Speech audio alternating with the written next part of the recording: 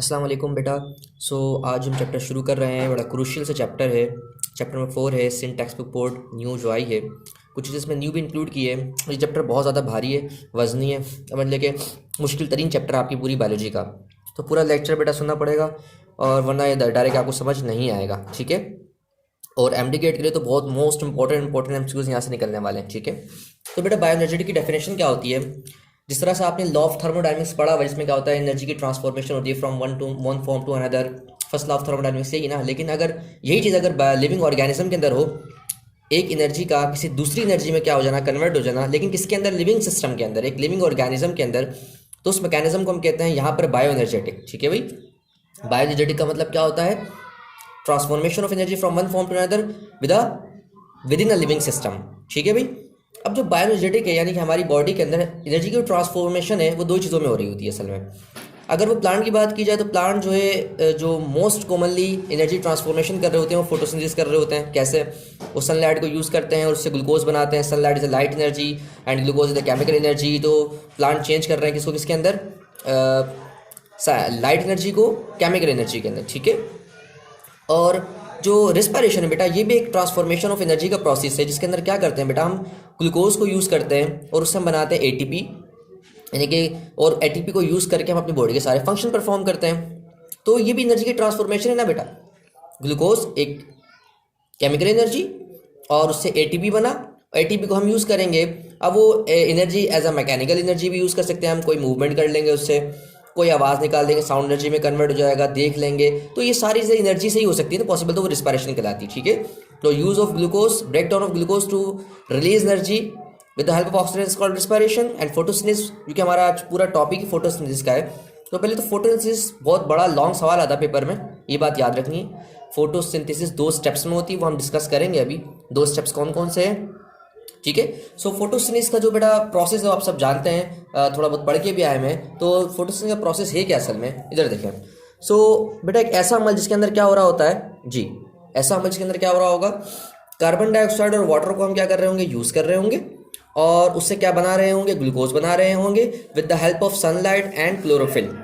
बेटा फोटोसिंथेसिस एक ऐसा अमल जिसमें हम कार्बन डाइऑक्साइड और वाटर को यूज़ करते हैं with the help of sunlight and chlorophyll, और उसका प्रोडक्ट जो बनाते हैं वो क्या बनाते हैं, ग्लूकोज बनाते हैं। क्या बनाते हैं बेटा, ग्लूकोज। यहाँ आपको इक्वेशन नजर आ रही होगी कि इक्वेशन के अंदर आपको नजर आ रहा होगा, ये कार्बन डाइऑक्साइड है, ये वाटर है, ये ग्लूकोज है, ये ऑक्सीजन है, और ये वाटर, वापस से वाटर है।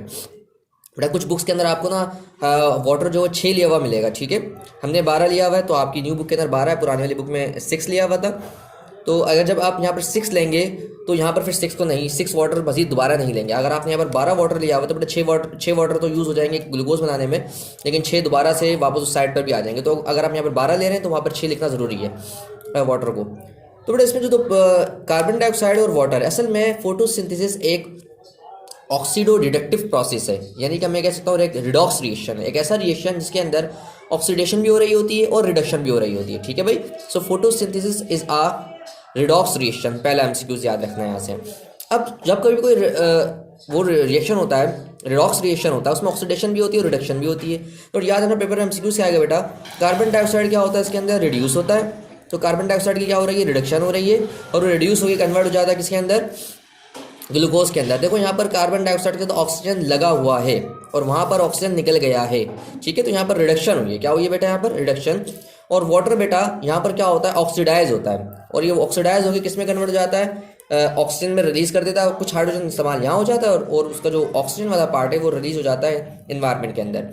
तो ये बात याद रखना है कि कार्बन डाइऑक्साइड प्रोसेस में क्या होता है, रिड्यूस होता है, और वाटर क्या होता है इस प्रोसेस में, ऑक्सीडाइज होता है। अब ये पूरा लंबा सा प्रोसीजर है कि ये ऑक्सीडाइज कैसे होता है और रिड्यूस कैसे होता है, क्योंकि यही तो लॉन्ग सवाल है हमारा।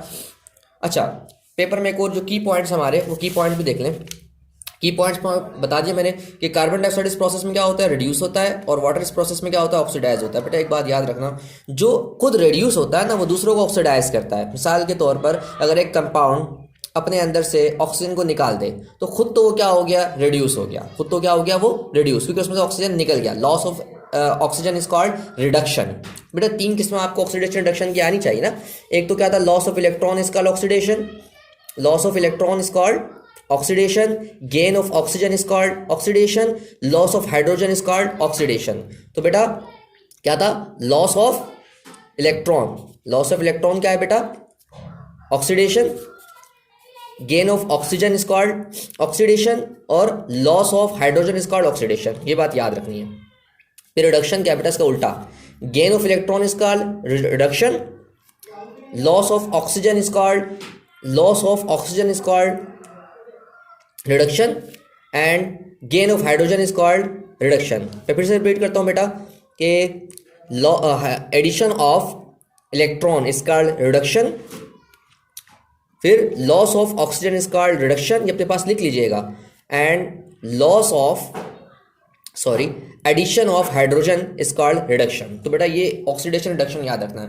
बेटा आप देख रहे हैं यहाँ से कार्बन डाइऑक्साइड ने अपना ऑक्सीजन लॉस कर दिया। अगर कार्बन डाइऑक्साइड ने अपना लॉस कर दिया है ऑक्सीजन, तो कार्बन डाइऑक्साइड खुद क्या हुआ, रिड्यूस हुआ, और वो दूसरों को क्या करेगा, ऑक्सीडाइज करेगा। कैसे, जो इसने ऑक्सीजन लॉस किया वो ऑक्सीजन किसके साथ जाके क्या होगा, अटैच हो जाएगा, और वो ऑक्सीजन जिसके साथ जाके अटैच होगा, और आपको पता है एडिशन ऑफ किसी भी कंपाउंड में ऑक्सीजन क्या कहलाता है, ऑक्सीडेशन कहलाता है। तो कार्बन डाइऑक्साइड जो ऑक्सीजन लॉस करेगा वो ऑक्सीजन कहाँ पर जाएगा, किसी दूसरे कंपाउंड के पास जाएगा, और वहाँ पर वो ऐड हो जाएगा, तो उस कंपाउंड की क्या हो जाएगी, ऑक्सीडेशन। कार्बन खुद क्या हो गया, रिड्यूस, बिकॉज उसने ऑक्सीजन को लॉस किया था, और जहाँ पर ये ऑक्सीजन जाकर ऐड हो जाएगा वो कंपाउंड क्या हो गया, ऑक्सीडाइज हो गया। तो एक बात याद रखना बेटा, जो चीज़ खुद रिड्यूस होती है ना वो दूसरों को ऑक्सीडाइज करती है, और जो खुद रिड्यूस होगा और दूसरों को ऑक्सीडाइज करेगा वो कहलाएगा कौन सा वाला agent, oxidising agent. Oxidising agent का मतलब होता है हर वो चीज़ जो दूसरों को ऑक्सीडाइज करे उसे कहते हैं ऑक्सीडाइजिंग एजेंट। खुद रिड्यूस हो और दूसरों को ऑक्सीडाइज करे, क्या कहते हैं उसको, ऑक्सीडाइजिंग एजेंट कहते हैं। तो इस फोटोसिंथेसिस के अंदर बेटा जो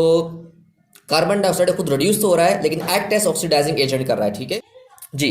बेटा इसी तरह से जो हमारा वाटर है वो क्या हो रहा है, ऑक्सीडाइज हो रहा है, और किस तरह से रिड्यूस हो, और दूसरों को क्या करेगा बेटा, ये रिड्यूस करेगा, दूसरों को क्या करेगा, रिड्यूस। इन शॉर्ट वाटर को जब हम ब्रेक करेंगे तो ब्रेक करने की वजह से इस वाटर में से हम इलेक्ट्रॉन निकल के आएंगे, वो इलेक्ट्रॉन्स के जरिए हम किसी को क्या करेंगे, रिड्यूस करेंगे, ठीक है भाई। तो आपको पता है gain of electron is called reduction है। तो ये वाटर जो असल में किस तरह से दूसरों को रिड्यूस करता है, ये खुद ऑक्सीडाइज कैसे होता है पहले ये समझते हैं। ये इसको हम ब्रेक करेंगे वाटर को, जब हम ब्रेक करेंगे तो उसमें इलेक्ट्रॉन निकलेंगे, जो इलेक्ट्रॉन निकलेंगे वो इलेक्ट्रॉन आगे जाकर क्या करेंगे बेटा, किसी को रिड्यूस करेंगे, तो इसमें से इलेक्ट्रॉन लॉस हो जाएंगे, ये खुद तो क्या हो गया बेटा, ऑक्सीडाइज हो गया। क्या हो गया भाई, ये ऑक्सीडाइज। और ये इलेक्ट्रॉन जहां पर जाके लगेंगे जिसके साथ, उसको क्या कर देंगे बेटा, रिड्यूस कर देंगे। तो वाटर इज खुद क्या होता है इस कंपाउंड में, ऑक्सीडाइज, और दूसरों को क्या करता है बेटा, रिड्यूस करता है। तो हम कहते हैं रिड्यूसिंग एजेंट, दूसरों को रिड्यूस कर रहा है, ठीक है बेटा। ये आ गए की पॉइंट्स फोटोसिंथेसिस के हिसाब से, ठीक है।